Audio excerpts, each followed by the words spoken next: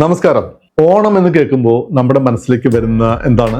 മഹാബലി, വാമനൻ, മൂന്നടി മണ്ണ്, ഇതൊക്കെയല്ലേ. അപ്പൊ ഇവിടെ മാവേലിക്ക് സംഭവിച്ച ഒരു കമ്മ്യൂണിക്കേഷൻ മിസ്റ്റേക്ക് ഉണ്ട്. ഒരു കമ്മ്യൂണിക്കേഷൻ പഠിപ്പിക്കുന്ന കോച്ച് എന്ന നിലയ്ക്ക് ഓണത്തിന് എനിക്ക് തോന്നി അതാണ് നമ്മൾ ചർച്ച ചെയ്യേണ്ട വിഷയം. എന്താ സംഭവിച്ചത്?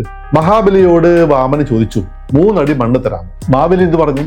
തരാം. കാരണം നമ്മൾ മഹാമനസ്കനാണ്, അതുകൊണ്ട് വേറെ ചോദ്യങ്ങളൊന്നുമില്ല, തരാം എന്ന് പറഞ്ഞു. പക്ഷെ ഒന്ന് ചിന്തിച്ചു നോക്കിക്കേ, മാവേലി വാമനോട് എന്താണ് ചോദിക്കേണ്ടിയിരുന്നത്? തരാമെന്ന് പറഞ്ഞു, ഓക്കെ. പിന്നീട് അതിനോടനുബന്ധിച്ച് ചില ചോദ്യങ്ങൾ അങ്ങോട്ട് ചോദിക്കണം. 3 അടി എന്ന് പറയുന്നത് ആരുടെ അടി? എന്ത് വെച്ചാണ് അളക്കുന്നത്? എവിടെയാണ് ആ സ്കെയിൽ? 2, എത്ര വലിപ്പത്തിലാണ് ആ അടി ഉണ്ടാക്കിയിട്ടിരിക്കുന്നത്? പിന്നെ എവിടെ നിന്ന് അളക്കും? എന്റെ രാജ്യത്തിന്റെ ഏത് ഭാഗത്ത് നിന്നാണ് വേണ്ടത്? ഒന്ന് അളന്ന് കാണിച്ച് ചോദിച്ചില്ല. എവിടെ വരെ അളക്കും? അതും ചോദിച്ചിട്ടില്ല. ഇതൊന്നും അദ്ദേഹം ക്രോസ് ചെക്ക് ചെയ്തിട്ടില്ല. ഇന്ന് നമ്മൾ ഒരു ഫ്രിഡ്ജ് വാങ്ങാൻ പോയാൽ പോലും നമ്മൾ ആ സെയിൽസ്മാനോട് എത്ര ചോദ്യങ്ങൾ ചോദിക്കും? എത്രയാണ് വില? വാറണ്ടി എത്ര വർഷമുണ്ട്? ഗ്യാരണ്ടി ഉണ്ടോ? ഇൻസ്റ്റലേഷൻ എങ്ങനെയാണ്? വീട്ടിൽ കൊണ്ടുതരുമോ? എപ്പോഴാണ് കൊണ്ടുവരിക? എക്സ്ചേഞ്ച് ഓഫർ ഉണ്ടോ? സർവീസ് എങ്ങനെയാണ്? ആരാണ് സർവീസ് ചെയ്യുന്നത്? എത്ര വർഷത്തെ സർവീസ് ഉണ്ട്? തൊട്ടടുത്ത് സർവീസ് സെന്റർ ഉണ്ടോ? ഇങ്ങനെ എത്ര ചോദ്യങ്ങളാണ് നമ്മൾ ചോദിക്കുന്നത്. ഒരു വലിയ ഡീൽ, ഡെസിഷൻ അല്ലെങ്കിൽ ഒരു പ്രോമിസ് ഒക്കെ എടുക്കുമ്പോൾ പലപ്പോഴും നമ്മൾ ഇതൊന്നും ചെയ്യാറില്ല. ശരി, ചെയ്തോളൂ എന്ന് പറയും. ചിലപ്പോൾ നമ്മുടെ ഏതെങ്കിലും ജീവനക്കാരെ വിളിച്ചിട്ട് ബിസിനസ്സുകാർ പറയും, ഓക്കെ, ഈ കാര്യം ഒന്ന് ചെയ്തേക്കണേ, ഇത്ര പറയുന്നുള്ളൂ. പലപ്പോഴും അതിന് ഡീപ്പിലേക്ക് പോയിട്ട് ചർച്ച ചെയ്യുവാൻ നമ്മൾ തയ്യാറാകാറില്ല. എല്ലാം കഴിഞ്ഞതിന് ശേഷമാണ്, അയ്യോ, ഞാൻ ഉദ്ദേശിച്ചത് അല്ലല്ലോ അയാൾ പറഞ്ഞത്, അയാൾ ഉദ്ദേശിച്ചതല്ലോ ഞാൻ മനസ്സിലാക്കിയത് എന്ന ചോദ്യം പിന്നീടാണ് ചോദിക്കുക.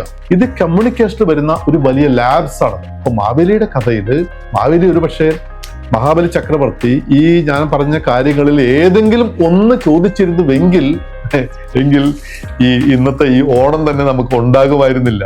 അതുകൊണ്ട് നിങ്ങൾ ഒരു ഡീല് ഫൈനലൈസ് ചെയ്യുന്നതിന് മുമ്പ് എന്താണ് പറയുന്നത്, എന്താണ് ഉദ്ദേശിക്കുന്നത്, എത്രയാണ്, എവിടെയാണ്, എപ്പോഴാണ്, ആരുടെ റെസ്പോൺസിബിലിറ്റി ആണ്, എന്തൊക്കെയാണ് ടേംസ് ആൻഡ് കണ്ടീഷൻസ്, എല്ലാം കൃത്യമായിട്ട് ചോദിച്ച് മനസ്സിലാക്കണം.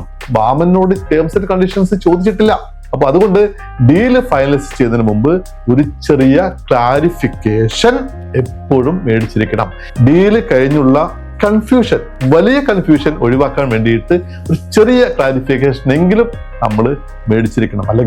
അല്ലെങ്കിൽ മാവേലിക്ക് സംഭവിച്ചതുപോലെ കമ്മ്യൂണിക്കേഷനിൽ ഒരു ചെറിയ എറർ സംഭവിച്ചു കഴിഞ്ഞാൽ നമ്മളും പാതാളത്തിലേക്ക്, എന്താണ് പാതാളം എന്ന് മനസ്സിലായല്ലോ, പാതാളത്തിലേക്ക് വീണു പോകും. അതുകൊണ്ട് ഈ ഓണത്തിന് ഉള്ള ഒരു നല്ല കമ്മ്യൂണിക്കേഷൻ റൂള് നമുക്ക് പഠിക്കാം. എന്താണത്? Understand, confirm, commit only then. ആദ്യം കാര്യങ്ങൾ മനസ്സിലാക്കുക. പിന്നെ ആ മനസ്സിലായ കാര്യം അത് തന്നെയാണോ, ഞാൻ ഉദ്ദേശിച്ച് തന്നെയാണോ താങ്കൾ ഉദ്ദേശിച്ചിരിക്കുന്നത് എന്ന് തിരിച്ചങ്ങോട്ട് ചോദിക്കണം. ഇതിനെ എക്കോ ബാക്ക് എന്നൊക്കെ കമ്മ്യൂണിക്കേഷനിൽ പറയും. അപ്പോൾ എക്കോ ബാക്ക് ചെയ്യണം. അതിനുശേഷമാണ് കമ്മിറ്റ് ചെയ്യാൻ പാടുള്ളൂ. ഓക്കെ. അപ്പോൾ ഓണത്തിന് ഈ ഒരു സന്ദേശം നമ്മുടെ എല്ലാവരുടെയും മനസ്സിൽ വേണം. കമ്മ്യൂണിക്കേഷനിലെ ഒരു വലിയ മിസ്റ്റേക്ക് മഹാബലി ചക്രവർത്തിക്ക് സംഭവിച്ചത് നമുക്കും നമ്മുടെ ഡീലിംഗ്സിൽ സംഭവിക്കുന്നു.